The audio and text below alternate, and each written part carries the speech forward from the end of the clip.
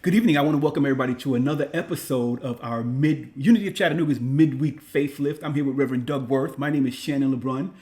Good evening, Doug. How are you? I'm doing pretty good. That's good. Yeah. So, I wanted to kind of talk a little bit about what, our service was about last week, Sunday, a little bit. Okay. With Amy Steinberg? With Amy Steinberg, yeah. Okay. Did you get a chance to watch the service online? I did.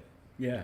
Cool. I thought she had an excellent message, and one of the nicest things about Amy is just her energy. She's positive, she's uplifting, she tells personal stories. Stories you can always relate to. Right. Sometimes when you talk about the teaching or you quote this source or that source or the Bible or something, it sounds great at the time, but you can't remember it. Right. Right. But then when you put a story with it, Yeah. And when I thought she did a nice job. And sometimes what I find is when people put their own story behind it, it even adds more value sometimes because people can actually relate to the fact that this person is, they're like me. They're like me. Yeah. They've had their stuff, they've had their challenges, and they got through it, and so can I. Yeah. We have. She had 3 questions that she posed to the audience, the members, on Sunday, and also. I hate to say it, I don't remember what they were. I actually wrote them down. So, okay. Yeah, I wrote them down, and but also you have some questions that you want to address with the. The questions. For those of you who've been to some of our services, we had a series on the 5 unity principles. And after that series, I invited people to write down questions, and ask the question. And then we would have a service and we would answer those questions, or we would talk about them anyways. I don't want to say answer because sometimes there are many answers to some of the questions that we ask. And I didn't get to go through all of them, so I have 3 of them here. Okay, cool. That I just thought I would read and give my 2 cents on it. Here's one of them. What do we tell our evangelical Christian friends about our belief that we are not born into sin? I never really quite understood where born into sin came from. Maybe the Adam and Eve thing. I never really knew where that came from. To me, that is more of a controlling type of thing. You're a sinner, you're bad, and what's that do? That just takes your energy down. So I never really understood that. But if you want to look. What we believe, if we take a look at our 5 principles, our first principle is there's one and only one power in the universe, God the good. And our second is that we are a child of God. We are made in the image and likeness. Right. And that comes right out of Genesis, made in the image and likeness. And what did God say about that? God said it was good. Okay, so there's one. Here's a couple other ones. And these are the things that you can tell your evangelical friends. Yeah. Okay. Yeah. So you are made in the image and likeness of God. Right. And God said it was good. Right. That's right out of Genesis. Ain't no sin there. That's right. Okay. That's okay. right. Okay. The second thing, Jesus was talking with the Pharisees. You can find this in the book of John somewhere. But Jesus is talking with the Pharisees, and the Pharisees are accusing him of. What he said was the Father and I are one. Okay, wow. And then the Pharisees accused him of saying, "Well, you're God," and no, and accuse him of being God, of that he's acting as if he's God. Exactly, right, and that was a blasphemy, according to them. Right, right. Which could be akin to you're born of sin, you're not who you say you are, that sort of thing. And here's what he said. He quoted the Psalms. He said, "Know ye not that ye are gods, sons and daughters of the Most High." My Lord. And he looked. My Lord. He said that? Yeah. Wow. Yeah. So I mean, that's just clear. The Apostle Paul. Here's another one. The Apostle Paul said, "Ye are a child of God, and therefore an heir to the kingdom." Wow. So there's no hell. You're not going to hell. No. You're heir to the kingdom. So you're not going to hell. Well, let's put it this way: by your own thoughts and actions, you can create a hell for yourself. Of course. There's no question about that. But the whole idea behind it, this whole idea of sin, the word sin is actually Latin, and it's an old Roman term. When the Roman archers would be practicing, with a target, the various rings were called sins. Okay, so if you sinned, you missed the mark. You missed the mark. That's all it means. So. So there are definitely times in our lives where we do miss a mark. Exactly. Right. Yeah. But it doesn't mean that we're going to go and perish in an eternal fire. What that simply means is that if you have a spiritual practice whereby you've developed a certain amount of self-awareness, okay, then you look at the situation and say, well, I missed the mark. That didn't turn out too well. All right, so how am I going to deal with something like that next time? And I''ll give you an example. When I was first in the business world in my 20s, I was a pretty fiery character. I mean, I don't want to say that I was off the edge, but if something was going on, there was no question about what I would think about it. All right, if somebody said something that I preferred to go a different way, I was a little on the blunt side. Put it Sound that. like me now. So anyway, like me now.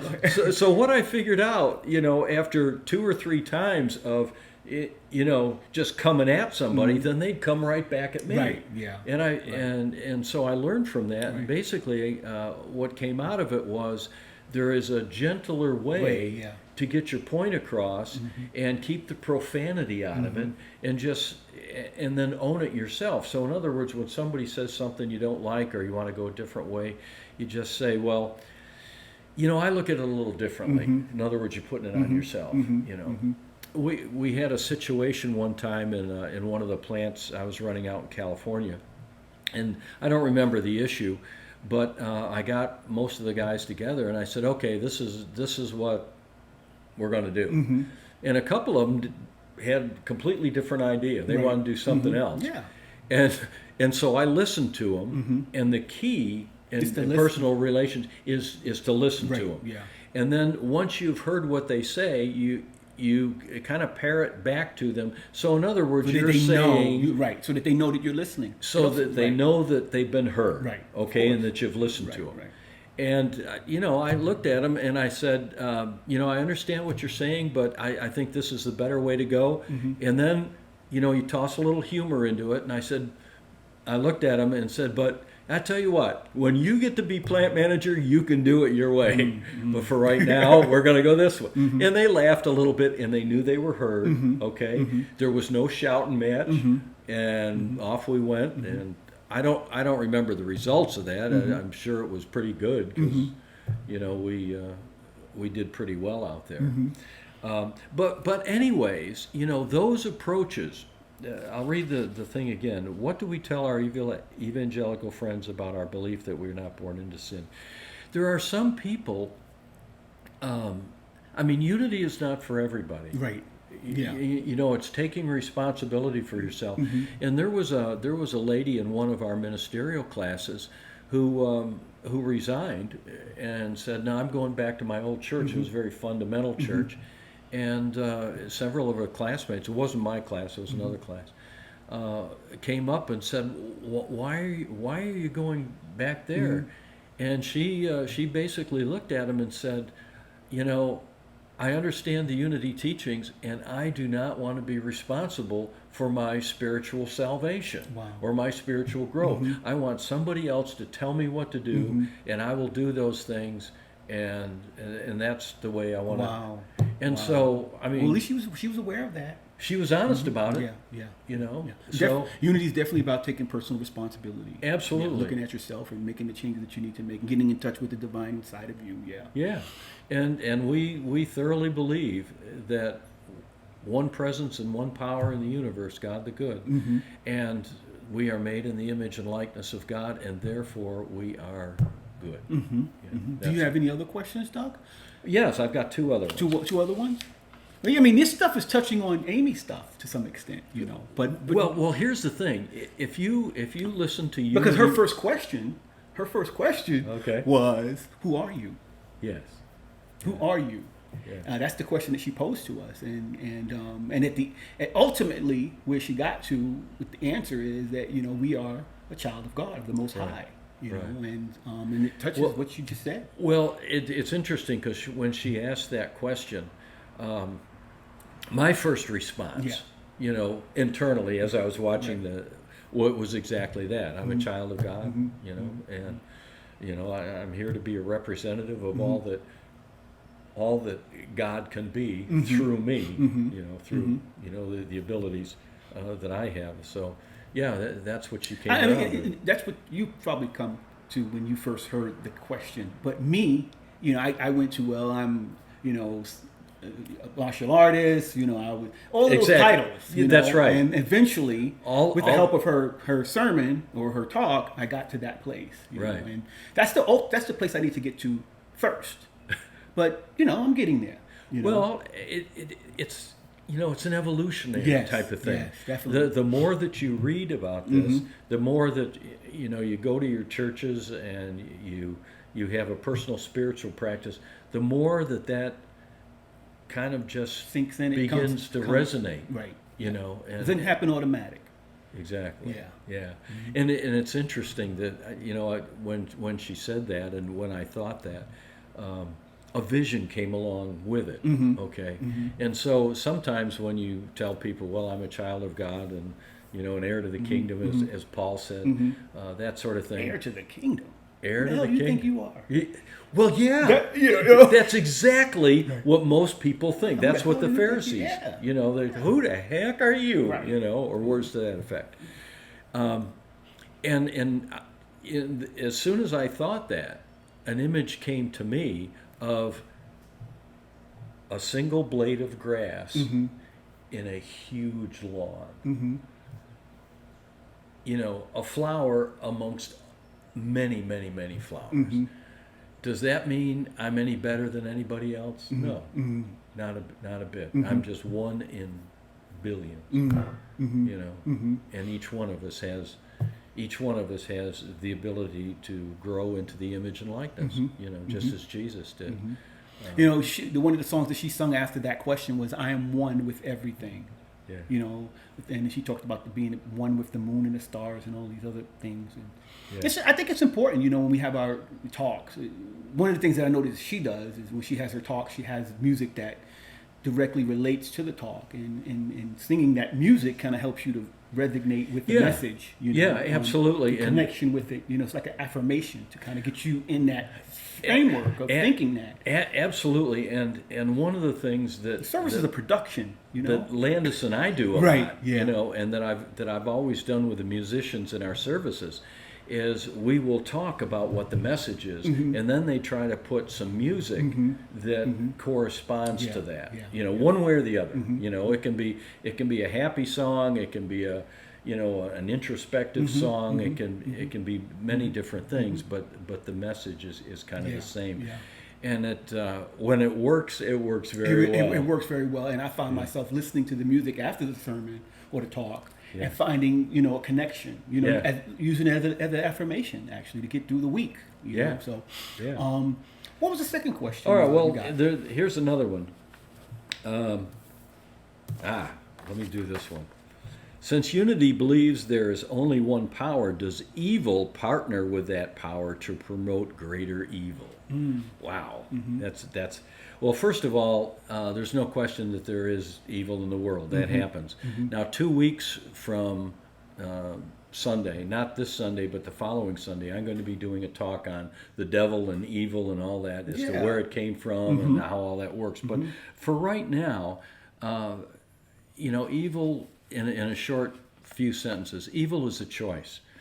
We have the choice of going the high road or going a different way. And evil simply means missing the mark by intention over a long period of time. Wow. It will take you down the wrong road. Wow. Okay? Missing the mark by intention over a long period of time. Wow. Yeah. Wow. Yeah, so that's pretty much what evil is. And so does someone who is in that framework, do they have the Can they use like the laws of mind action to create more of that? And the answer is yes. Those laws, laws of thought, are effective for everybody. But what happens is, if come back to you. Well, not only will it come back to you, but the power level of that, of say hate and anger, is nowhere near the power of love and compassion. They are. When you put them on a number scale, it's much greater. Love and compassion. Exactly, and we talked about that. That was David Hawkins' work. There's a book out there called Power versus Force, and the level of power, the level of mental attraction, the level of your ability to manifest things, it's not as strong. It's not as great. No. That's why if you do it for a while, you're like, I gotta stop because it's too much for me. It's not, the energy's not there. Exactly. Yeah, and you can't get other people. Other people don't want to be involved with it. Whereas with love, it's easier to attract people. Yeah. Easier to get people on board. Well, it's a much greater attracting force. So I mean, take just for those of you who are familiar with the Roman Catholic exorcisms, where they find somebody, who, all that kind of stuff. All right. Well, I was scared over and over and over again, what you will find is that as the priest goes through and does the exorcism, the evil entity leaves. Cannot compete. Cannot compete with the power of love. Just can't do it. So the answer to this question, does evil partner with that power to promote greater evil? It can connect with those powers of attraction and mind and things, but the manifestations and the ability to attract anything good are nowhere near what the greater powers are. Nowhere's near. So hopefully that one and we'll talk a little bit more about that in a couple of weeks. Here's another one. Historically, did Jesus die on the cross, and was his death necessary for us to have eternal life, to be born again? Historically, did Jesus die on the cross? Yes. Physically, he did. But there is a soul, there's an entity in all of us that inhabits the body, that inhabits the physical, and then due to just the nature of this dimension, when the body dies, we go on, and that's the same thing that happened to Jesus. Now, there's very little historical evidence outside of the Gospels of Jesus' ministry at all. Okay, even there was a Jewish historian called Josephus, and he wrote about all kinds of things and he only it was just a couple paragraphs that he mentioned Jesus and that sort of thing. So there's very little historical evidence of anything that Jesus did outside of the Gospels. All right. So according to that, did Jesus die on the cross? Yes, he did. Now, I've been reading quite a bit lately about Edgar Casey, and I've got a book that's about that thick of all the readings that he did that had anything to do with Jesus. And Casey confirms that yes, that's an accurate statement. Was he crucified? Yes, that happened. Did he rise again? Yes, he had eternal life. There's no question about that. Did he then go on to be able to raise his body and to teach others in other locations? Yes, Casey confirms that. And other things. Was his death necessary for us to have eternal life? I don't believe so. I believe that each one of us is an eternal soul, just as Jesus was. He was just more spiritually advanced. That's why we often call him an elder brother or a way shower. And in a lot of the channeled material, Course in Miracles, and others, he will say exactly that. Mm-hmm. He said, "No, I'm just a little bit further along on the path." Mm-hmm. And what he says is, "Follow me, Mm-hmm. do what I do, think the way that I do, and you'll achieve the same Mm-hmm. results." Mm-hmm. He says that over and over again. He says it over and over again. Yeah. Okay, so It's clear. Eternal life, that's the nature of who we are. We are a child of God, and when we lay the body down, we can talk about reincarnation. We can talk about where we go after death, and all. We can talk about those things. This is probably not the time, okay? But and then we come back in for another experience. So that is kind of a given. What Jesus did when he in the resurrection, what he did is he showed every one of us that is possible for us also. You know, in other words, he demonstrated eternal life, because back in those days people didn't believe it. They said this is one shot only. Now the Roman emperors, for example, they wanted you to believe that too. Why? Because you got one shot, and I'm not only the emperor, but I'm God, okay, and therefore you'll do what I tell you to do. Wow. You know, that sort of thing. And what Jesus was saying is, no, that's not right at all. And there, you know, sometimes when you go through some areas of the country, you'll see the big billboard that says heaven or hell, you know, choose, you got one shot. Right. Yeah, that's not true, but by the same token, you don't want to live your life in Missing the mark always. missing the mark, yeah. you know, and crime and evil, and Right. because what's going to happen is you're going to see more of that in the next life and where you go after this, you know. So that's not what you want to do. So so hopefully we answered that question. Did he die on the cross? Yes. Was his death necessary for us to have eternal life? No. But what he did do was he demonstrated eternal life. You know. So. Anyways, some questions. Yeah, By the way, they were excellent questions, and if you have a question as you're watching us, feel free to just contact us on our website. Send us that question, and one way or another, I will answer. Yeah, that. we'll get that email address it's actually on the bottom of the screen now. You can just send a question to us at contact@unitychattanooga.org, and we'll bring that question on our live stream, and we'll talk about it. We'll talk about it. Yeah. Before we go, I want to talk about Amy's two questions. The second question was, can you move from wow to awe? And wow is that place. Not wow is not the wow. Like, it's oh my like, God, it's beautiful. oh crap. Like, wow is like I got a diagnosis. Wow is like, oh my God, Right. you know, a death happened. Right. Devastation. Can you move from that place to awe, where it's like, you know, you're back in touch with your divinity. Yeah. You know, back in touch with. And it's all good. And it's all good. Yeah. Yeah. Can you move from? Wow. How do you move from Right. that place? You know, and a lot of times we get in those wild places. Oh yeah. And it's hard as hell to move. It is. You It know, is. and how do we do that? You know, and she talked about how to go about doing that, and I just thought that was great. You know, because you know we need to have those breadcrumbs. Yeah, and we need to have those experiences where we can see the light at the end of the tunnel. Yeah.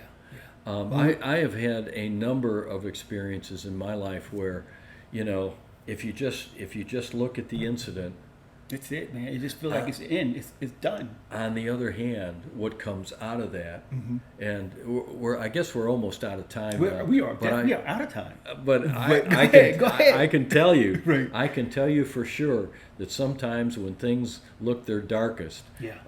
there's a rainbow on the other side. Yeah, of she it. said when you're something about Penny wrote it down, and I thought I wrote it here and I didn't write it. She said, but it's like you get cracked open, but you're being open for something greater.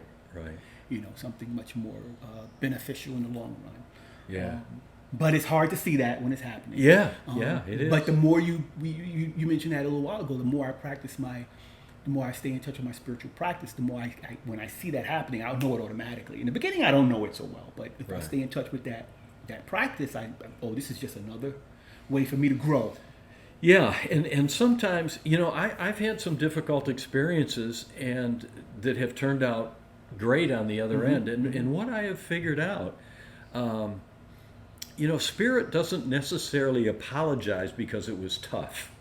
You know, the what you went through. Okay, but you needed to get through that to get to the other side. Yeah. All right. And I think there's a blessing in it.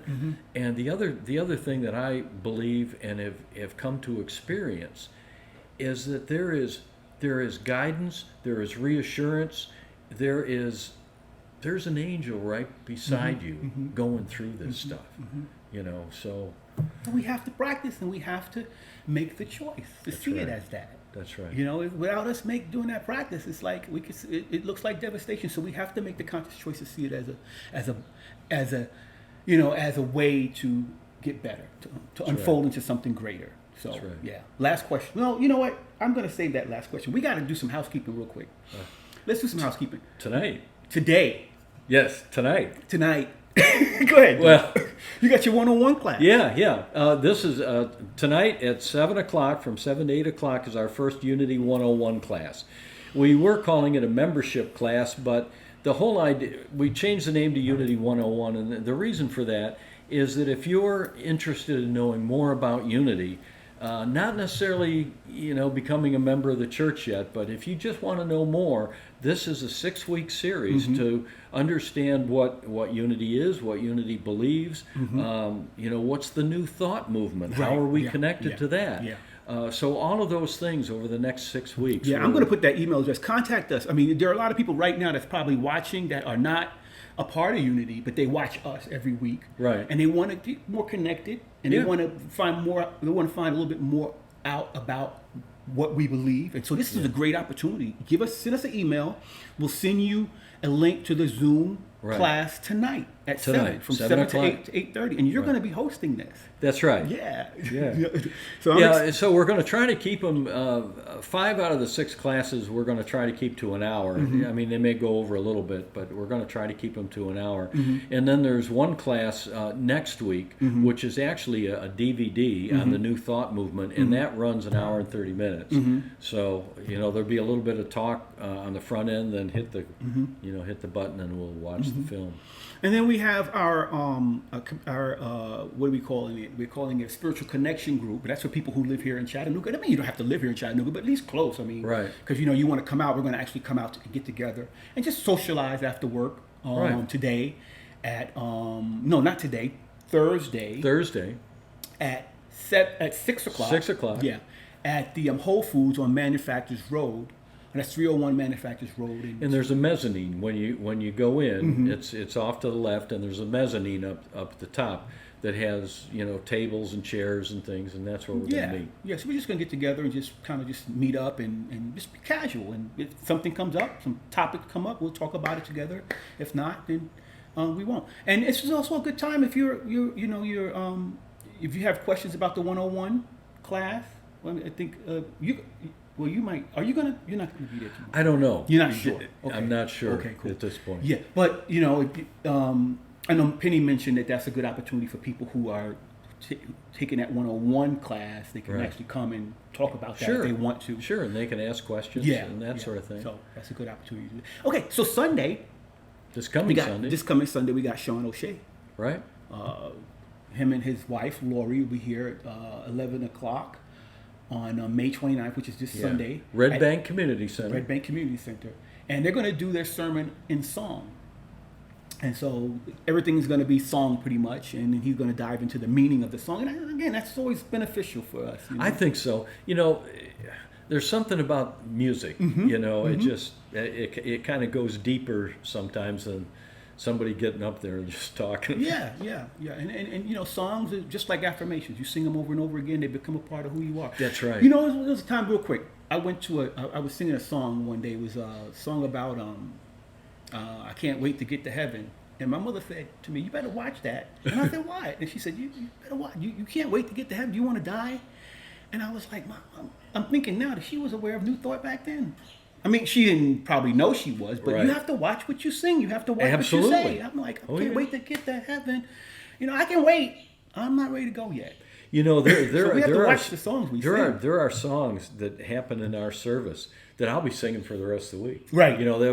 I mean, not singing, but they're banging around in your head, and that's good. Landis did one I don't know, several weeks ago, and I was singing it all week. Yeah. You know, Try to find it. I forgot what it was, but he's good. So We're going to end now. 30 minutes. Sometimes we go over, sometimes we don't. It all depends. Hey, it's all good. Yeah. If you want to donate to our podcast, feel free to send us a donation. I think our donation link is. Where's our donation link, Doug? It's not. Well, I don't know. You can mail a donation here to P.O. Box 4949 Chattanooga, Tennessee, or you can go to our website, unityofchattanooga.org/donate. We want to thank you guys for coming out and listening to us, and we'll see you guys next week. Very good. Thanks for listening.